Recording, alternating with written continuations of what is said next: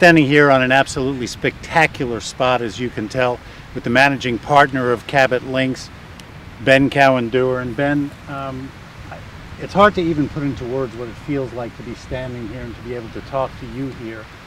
Cabot Links, when it comes to the phrase dream come true, Cabot Links for you has to be dream come true in big, bold letters. Yeah, you feel like standing here? To some exponential power. No, that exactly. I mean, one of the things that you have to keep in perspective when you come here every day to work is, you stand out here with people for the first time and you see their reactions, and it's great. And that's really largely what, interested me the first time I saw the property was, standing here, feeling that warm air off the water and seeing the ocean from everywhere on the site. It was a pretty easy thing to dream about. Well, talking about dreaming, you're 6 years old, you played golf at an early age, and you start drawing golf holes. Right. When you're a young kid. Right.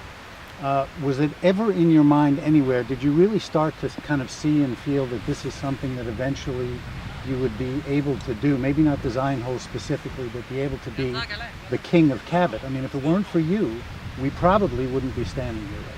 Well, I think that there's a lot of people that go into making a golf course, and I think without Mike Kaiser, neither of us would be standing here right now. I'm not dissing Mike Kaiser. What I'm saying is you're the driving force here. Well, I think it's so many things that stack up over time. You had a town of Inverness who since 1969 were committed to golf, which predated me. And lots of iterations, and the timing fell together, and we had a great team. But I think that I was drawing golf holes at a young age, and I didn't know that that seemed like an unrealistic goal later. So to answer your first question, I thought absolutely I'd build a golf course. I just thought that was sort of the natural next step to drawing golf holes. But you realize how difficult it is, and obviously, from the first time I saw this property to today was a long time, a lot of hard work by a lot of folks to get us here, and yet it's just it's unbelievably fulfilling to stand out here and to see a busy day on the course and see people playing, and I derive a lot of joy from that. Well, take us back just a little bit. You're in the travel business. You started at a young age. You're 20 years old, and you have a travel company that so you're responsible for taking people to a lot of great courses, a lot of things. And then, as I understand it, you are at a very fortuitous dinner with the former premier, Rodney McDonald, and you have a conversation about golf that ultimately led to standing here. Is that right, correct? Yeah, it's absolutely true. So I was at a dinner in 2004 with Rodney, who was then the Minister of Tourism, went on to become the Premier of Nova Scotia, and he was sitting next to me talking my ear off about this great site for golf, which everybody who is a non-golfer who has a couple of 100 acres thinks they have a great site for golf. And so but Rodney followed up with photos, and they were from a helicopter, so you didn't get a great sense for the undulation, which obviously standing here, you just sense that it's great rolling land. It looked a bit flat, but what I could see was the 4 miles of ocean frontage, and obviously that was, compelling enough to make a trip here. So I made a trip for the first time in December of '04, and it was a beautiful day in December, and actually not unlike today, wind was blowing from the same direction, sunny and warm, and then we came back in January, and it was cold and rainy, and I brought Rod Whitman for that trip, and he looked at me and said, "Yeah, I guess we could sort of do something here." So he was a little later to catch the bug, but obviously got there. So. And speaking of Rod Whitman, we'll just continue that discussion. People outside of Canada, people in the States who might be listening to you, Rod Whitman, that name does not necessarily ring a bell, but Rod is a great Canadian designer. He's worked all over the world. He has. And so to those people who say, Rod who, your answer would be? Well, it's not Ron Whitten is my first answer, which is who he's constantly confused with. But, I'd known Rod for a long time. I'd known him for probably about a decade before we came here, and had played his courses in Alberta and was a big fan of his work. And then, certainly in talking to Bill Coor and Ben Crenshaw, who Rod worked both with and for over the years, and contributed to courses like Friars Head and Old Sandwich, and courses that were very near and dear. I mean, Bill basically said, no doubt in his mind, Rod would be the choice for a Canadian project, and and I think it was an interesting choice, but I knew his ability and his long history working with Pete Dye and with Coor and Crenshaw, and I'd seen the work and knew it was there, and I also knew we'd get a full commitment from him, which would be hard to get out of busier architects who had big names, and Rod in fact moved here and made this his home all through construction. So speaking of moving, which you were talking about, interesting to me that you had enough faith in this entire project. You were living in Toronto, in the Toronto area, and you say to your wife, Allie, who's 8 months pregnant at the time, we're all picking up and we're going. Right. How'd Thankfully, that we go made over and- that commitment before she was 8 months pregnant. So, but no, I mean it. I think in hindsight, it seems like a preposterous story, and that's what Mike Kaiser calls it, is a preposterous story. But at the time, it seemed like a natural next step. So, you know, it was certainly an adventure. It was a big change. We were living right in downtown Toronto, and the timing was great in that Allie was obviously about to have our first child, and so it sort of seemed like that natural time that you would make the move.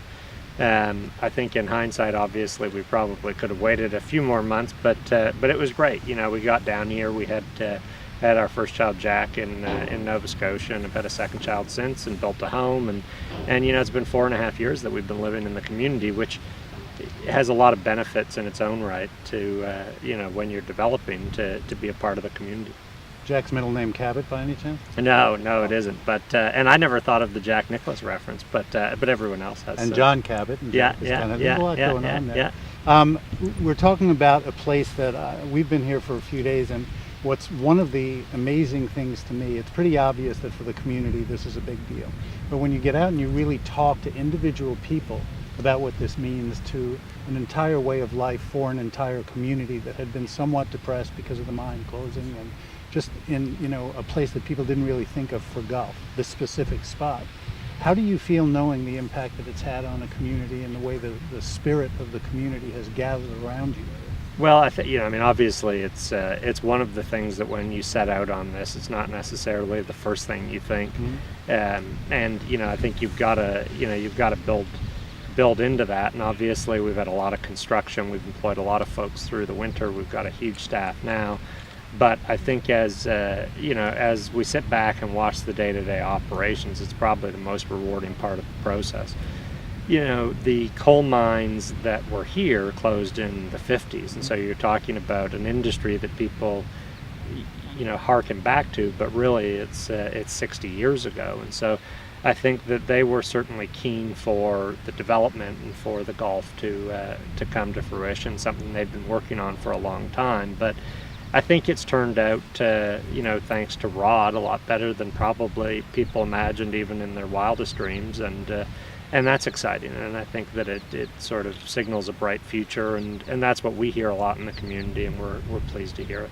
Let's just touch on Mike Kaiser. He's certainly worth more than just touching on, but the connection and you going to him with this proposal and saying, here it is. I think you called him the king of remote golf at one point because of, you know, Bandon, and people will make a connection to it, and I'm sure that's a great thing as far as you're concerned. Yeah, absolutely, a wonderful thing. I mean, Bandon, when I first came here and met the folks in the town who had been sort of tirelessly volunteering to make this a reality, you know, Bandon was the model. I mean, without Bandon, I would have looked at this piece of land and thought, well, it's beautiful. It looks a lot like Ireland and Scotland, but you know, can you really build remote golf? And I think Mike proves what so many people thought of Bandon as, you know, a preposterous idea, that it actually was a great idea. And while seemingly counterintuitive, you know, when you really distill it down, it doesn't seem all that complicated that building golf on the ocean, you know, could work out when so many of the courses that golfers had fallen in love with in Ireland and Scotland and England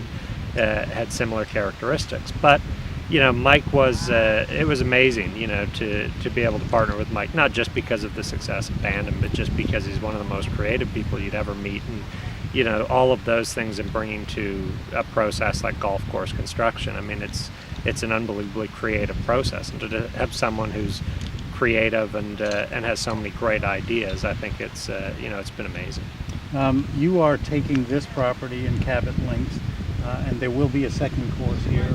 Core and Crenshaw are involved. The Scottish roots of the game, and Cape Breton Island is an obvious connection. All of Nova Scotia is New Scotland. There's so much to connect this place and the game. Right. And you're now adding a second course, which you were pointing and looking at. Right, kind of high down on the distance. cliffs that we call Cabot Cliffs. Yeah.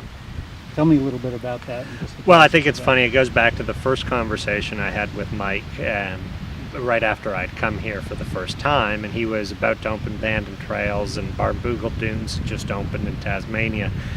And so he said something to the effect of, I've bitten off a lot in remote golf, and I'm not sure where it's all going to fall, which I sort of took as a polite no thank you.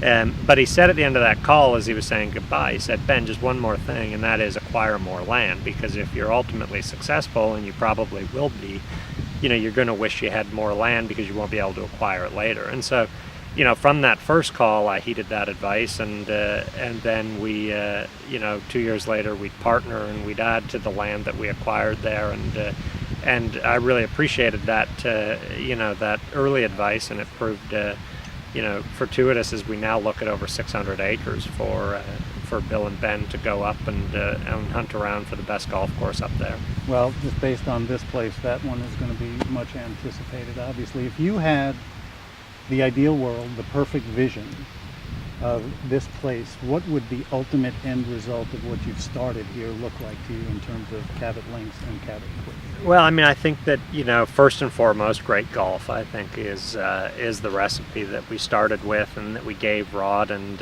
insisted on. So rather than standing on this beautiful high point of the property, which in previous routing iterations had been the clubhouse, Rod was given the land and to focus on, on finding the best golf holes out here. And so I think that's the same mandate we'll give Bill and Ben, and in any future golf that we build here, that'll be the lead. And so I hope that all of the other stuff that we do, from the food and beverage to the accommodation to, to every part of the operation, supports that, and will always be a supporting role, but at the same time I hope that we're able to do a great job on all those fronts. And the resort nature of it will absolutely take hold and give people, the island is so amazing anyway. Absolutely, yeah. The island had long been a tourist destination. I'd been to Cape Breton probably 15 times before I ever came to see this site, and I'd never been to Inverness because it wasn't really a big part of the tourist trail, and yet living here for 4 years and standing out here in the middle of August on a beautiful sunny day with people down on the beach swimming in the water, and just meeting all the summer residents who come here from Boston and New York and have made this their home long before this golf course existed. I see what that draw is all about, and I think that you touched on the music, the culture, and all of those things that make it a pretty compelling draw. Mm-hmm. Well, for us, and I know everybody feels the same way, I watch people walking around, and one thing that really struck me also was the number of women that are out here playing. Right. Not that there aren't other places that women play, but right off the bat, to see people walking, to see men and women, kids out here already, it was kind of really, I was so enthusiastic about that site, because there's a lot of places where I think women are almost afraid to come, especially a links kind of course. Is it too hard? But they are out in droves and they're loving every minute of it. I watch them walk off and they're all smiling. And isn't that great? Yeah. I think that's one of the things that we were, very focused on. And again, Mike had met this couple who were from New York, who had sort of explained to him that Bandon, the tees were too long for women and therefore it wasn't, friendly enough. And Mike did what I would say few owners would do and said, you're right, we should change that. And so at Cabot, we were able to build that in what we call the Royal Blue Tees, which play from 3,700 yards. There's no forced carries. And it's one of the things I hear most often from, women, beginners, juniors who play the game and may not play that often, is that, they just had so much fun. And I think that's what we set out to, to do from the outset in building fun golf. And I think there's plenty of challenge from the tips for the better golfer, but I think that if I hear fun as the first adjective that people use when they come off 18, I feel like we've done a pretty good job. Well, pretty good job is really an understatement. Those of us who play the game love the game for what it is and what we connect to it, but it engages every sense that you have walking around here for a few hours, and I don't think there's any greater compliment than to say it's not only just a game, but it's literally an experience that's worth having too. So thanks for letting us. Oh, thank you very much. Appreciate it.